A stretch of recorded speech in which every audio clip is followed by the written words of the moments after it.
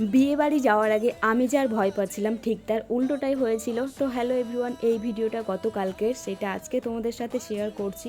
এবার বসেছি মেকআপ করতে, যদিও মেকআপ সম্বন্ধে আমি খুব কম জানি, তবুও ভাবলাম চলো তোমাদের সাথে একটু শেয়ার করি।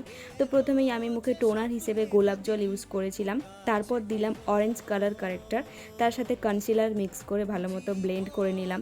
যেহেতু বিয়ে বাড়ি যাবো তাই একটু বেশি বেশি করে সব কিছু দিচ্ছিলাম। আর এইরকম মেকআপ আমি প্রথমবার করছি তাই একটু ভয় লাগছিল।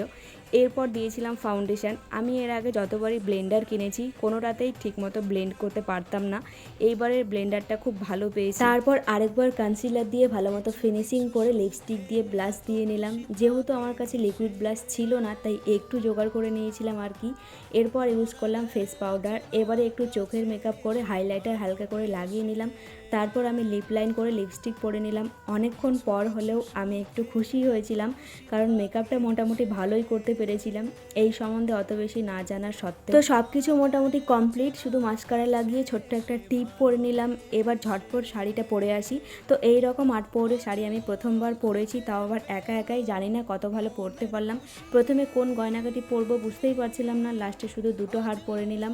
এবার কানেরটা পরে নিই। হাতে শুধুমাত্র দুটো চুড়ি পরেছিলাম, আর কিছুই পরিনি। এবার লাগিয়ে নেবো কিউট কিউট দুটো গোলাপ। এত কিছু করতে গিয়ে অনেক লেট করে ফেলেছি। দাঁড়াও দাঁড়াও, কার বিয়েতে যাচ্ছি সেটা তো বলাই হলো না। তো বিয়েটা ছিল বরের ফ্রেন্ডের।